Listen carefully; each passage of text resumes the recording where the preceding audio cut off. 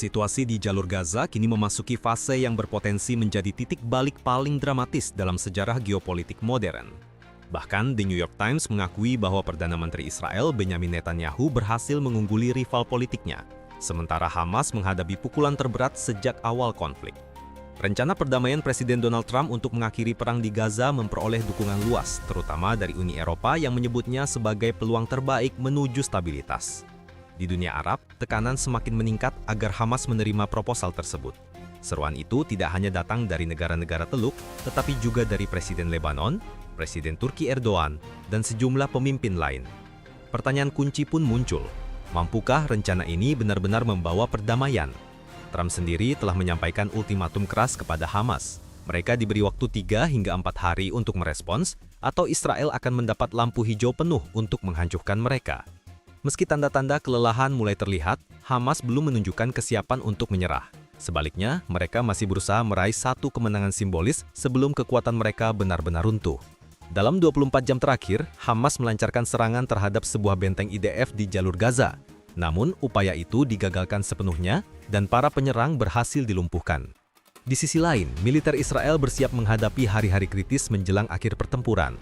Visi Trump menempatkan Hamas dalam dilema eksistensial, menerima perjanjian yang dapat mengakhiri konflik atau menghadapi resiko pemusnahan. Namun, dinamika di balik layar menunjukkan bahwa situasi masih jauh dari final. Sumber diplomatik mengungkapkan bahwa salah satu rival terbesar Israel kini turut serta dalam proses mediasi dengan Hamas. Mereka menilai rancangan Trump masih membutuhkan revisi, sambil menegaskan, ini baru tahap awal, kita akan membukanya. Pekan ini, Hamas menghadapi tekanan baru setelah dokumen yang disita di jalur Gaza menunjukkan adanya hubungan langsung dengan Shamut Futila, tokoh yang dilaporkan sedang menuju pantai Gaza. Temuan ini memperburuk posisi Hamas di tengah sorotan internasional. Di sisi lain, hubungan Mesir-Israel memanas setelah serangan Israel terhadap pertemuan pemimpin Hamas di Doha awal bulan ini. Presiden Mesir, Abdel Fattah el-Sisi, menyampaikan pernyataan yang dinilai meningkatkan ketegangan bilateral. Sementara itu, Presiden Amerika Serikat Donald Trump memaparkan rencana perdamaian yang berfokus pada penghentian perang di Gaza dan pembebasan para sandera. Rencana tersebut menuai tanggapan beragam. Uni Eropa serta sejumlah negara di Timur Tengah menilainya sebagai peluang terbaik, sementara sebagian pihak tetap menyatakan keberatan. Dalam perkembangan yang jarang terjadi, Kepala Staf IDF Eyal Zamir melakukan kunjungan mendadak ke kota Gaza kurang dari 12 jam setelah konferensi pers bersama Presiden Trump dan Perdana Menteri Netanyahu di Gedung Putih. Kunjungan ini disebut terkait ultimatum yang diberikan Trump kepada Hamas, 3 hingga 4 hari untuk merespons proposal gencatan senjata dan pembebasan sandera. Otoritas Palestina menyatakan dukungan terhadap upaya diplomatik tersebut, meskipun dengan syarat-syarat berat. Jihad Islam Palestina dan kelompok Houthi menolaknya secara tegas, sementara Hamas memberi sinyal ketertarikan, namun menuntut jaminan bagi keselamatan para pemimpin senior mereka di luar negeri. Di lapangan, ofensif militer Israel terus menekan Hamas. Pertahanan terakhir di kota Gaza dilaporkan runtuh setelah sebagian besar warga sipil yang sebelumnya dijadikan tameng oleh Hamas memilih mengungsi ke wilayah El Mawasi. Perpindahan ini tidak hanya mengurangi perlindungan bagi Hamas, tetapi juga melemahkan narasi mereka mengenai penderitaan sipil akibat operasi Israel. Meski operasi militer berjalan efektif, Israel tetap menanggung kerugian. Dalam sepekan terakhir, 11 tentara IDF dilaporkan mengalami luka parah akibat serangan gabungan yang dilakukan Hamas. Upaya terbaru Hamas untuk melancarkan serangan terhadap posisi militer Israel kembali gagal setelah IDF meningkatkan kewaspadaan. Meski demikian, pihak militer Israel meyakini Hamas masih berupaya menculik tentara dan melancarkan lebih banyak serangan guna meraih pencapaian terakhir sebelum perang berakhir. Karena itu, seluruh unit operasional IDF diperintahkan untuk berada dalam siaga maksimum agar tidak ada korban tambahan di fase akhir pertempuran. Di ranah diplomatik, media El Akbar melaporkan bahwa Mesir mulai menjaga jarak dari proposal Amerika Serikat untuk menempatkan Dewan Internasional dan pasukan asing di jalur Gaza. Namun, Perdana Menteri Israel Benyamin Netanyahu telah menyampaikan pesan ke Kairo dan Uni Emirat Arab meminta dukungan substansial terhadap langkah-langkah Israel melawan Hamas. Sementara itu, armada Shamut Flotilla dilaporkan hampir mencapai pantai Gaza. Temuan dokumen resmi Hamas yang dipublikasikan pekan ini memperlihatkan adanya hubungan langsung antara flotilla dengan organisasi tersebut. Dokumen itu mencakup surat yang ditandatangani Ismail Haniyeh, daftar aktivis senior, serta catatan yang menghubungkan kapal-kapal flotilla dengan sebuah perusahaan cangkang di Spanyol yang dikendalikan oleh operator Hamas. Di medan pertempuran, operasi Gideon's Chariots B yang dipimpin divisi ke-162 IDF terus berlanjut. Pasukan Israel melaporkan telah menumpas kelompok bersenjata, menghancurkan infrastruktur Hamas, dan menemukan persenjataan di sejumlah lokasi. Sebuah alat peledak yang ditanam di reruntuhan juga berhasil diamankan sebelum menimbulkan korban. Namun, ranjau dan jebakan bukan satu-satunya ancaman. Pada Senin malam, Hamas melancarkan serangan simultan terhadap 2 titik pertahanan IDF di kota Gaza, termasuk pos Brigade Kir. Insiden itu menyebabkan 11 prajurit Israel terluka sebelum serangan berhasil digagalkan.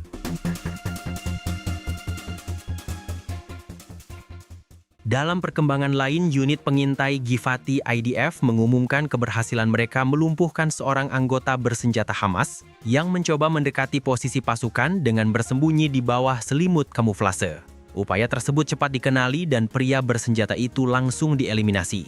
Pihak IDF memastikan tidak ada korban dari pihak mereka dalam insiden ini. Presiden Amerika Serikat Donald Trump pada Selasa mengeluarkan ultimatum kepada Hamas, memberi waktu 3 hingga 4 hari untuk merespons proposal gencatan senjata dan pengaturan permanen di jalur Gaza. Rencana itu disusun bersama Perdana Menteri Israel Benjamin Netanyahu dan telah mendapat dukungan luas dari sejumlah negara Eropa maupun Timur Tengah. Trump menegaskan tidak banyak ruang untuk bernegosiasi dengan Hamas. Kami ingin pembebasan sandera dan perilaku baik dari pihak mereka. Jika mereka tidak setuju, saya akan membiarkan Israel melakukan apa yang perlu mereka lakukan. Mereka bisa melakukannya dengan cukup mudah, ujarnya. Ia juga menambahkan bahwa sejak awal perang, sekitar 25.000 anggota Hamas, termasuk pimpinan utamanya, telah dilumpuhkan. Hamas hingga kini belum memberikan jawaban resmi. Dalam pernyataannya, organisasi itu menyebut masih mempelajari rencana tersebut dan akan berkonsultasi secara internal dengan pimpinan serta faksi-faksi lain sebelum menyampaikan respons. Rencana yang ditawarkan membawa keuntungan maupun resiko bagi Hamas. Di satu sisi, mereka berpeluang memperoleh pembebasan ratusan tahanan, pembukaan kembali perlintasan Gaza serta pengakuan internasional yang mencakup penyediaan listrik, air, dan infrastruktur. Namun di sisi lain, syarat utama yang diajukan adalah demilitarisasi penuh Gaza dan pembentukan pemerintahan sementara di bawah pengawasan internasional, tanpa melibatkan Hamas. Persyaratan ini menyentuh inti identitas Hamas sebagai organisasi bersenjata. Sejumlah negara kawasan termasuk Mesir, Arab Saudi, Yordania, Qatar, dan Turki telah menyambut baik inisiatif tersebut. Qatar, yang menjadi tuan rumah bagi kepemimpinan Hamas, dinilai memegang kunci dalam mempengaruhi keputusan organisasi itu. Kali ini Doha diperkirakan akan menggunakan pengaruhnya secara lebih tegas. Meski dukungan internasional cukup kuat, hambatan tetap ada. Tuntutan demilitarisasi dinilai bertentangan dengan DNA Hamas, sementara pengawasan internasional yang dipimpin Presiden Trump dan mantan Perdana Menteri Inggris Tony Blair dianggap sebagian pihak sebagai ancaman terhadap kedaulatan Palestina. Kita beralih ke kelompok Armada Shumut yang terdiri dari puluhan kapal kecil dan menengah dengan ratusan aktivis pro-Palestina, dikabarkan sedang menuju pantai Gaza. Para penyelenggara menyebut misi mereka sebagai upaya simbolis menyalurkan bantuan kemanusiaan, namun Israel menilai aksi tersebut lebih sebagai demonstrasi politik dan pencitraan moral. Awal pekan ini, pemerintah Italia dan Vatikan mendesak agar bantuan yang dibawa armada diturunkan di Siprus untuk kemudian disalurkan ke Gaza melalui jalur resmi. Usulan itu ditolak oleh para penyelenggara yang menurut Israel menunjukkan bahwa pengiriman bantuan bukan tujuan utama mereka.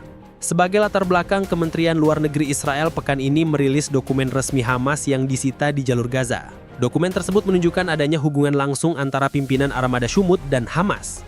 Israel menekankan bahwa meski Hamas mengendalikan Gaza, jaringan eksternal mereka beroperasi melalui Konferensi Palestina untuk Palestina di Luar Negeri atau PCPA, sebuah organisasi yang berfungsi layaknya kedutaan Hamas di dunia internasional. PCPA didirikan pada 2018 dan sejak 2021 telah ditetapkan Israel sebagai organisasi teroris. Badan ini disebut bertanggung jawab menggerakkan berbagai aksi pro-Hamas di luar negeri, termasuk demonstrasi, pawai, protes, hingga armada laut. Dokumen yang dipublikasikan mencakup daftar aktivis PCPA, serta surat yang ditandatangani mantan Kepala Biro Politik Hamas Ismail Haniyeh. Dalam surat itu, Haniyeh secara eksplisit memberikan restu kepada PCPA, menyerukan persatuan dan mendukung penuh aktivitas organisasi tersebut. Israel menilai temuan ini sebagai bukti bahwa Armada Shumut sebenarnya dimiliki dan diarahkan langsung oleh Hamas. Armada Shumut yang terdiri dari sedikitnya 52 kapal tengah menuju pantai Gaza, menandai eskalasi dibanding insiden sebelumnya pada awal Juni ketika kapal Selviat dengan mudah dicegat oleh militer Israel. Jumlah kapal yang lebih besar kali ini dipandang sebagai tantangan signifikan dengan resiko keterlibatan lebih luas dan potensi kehilangan kendali.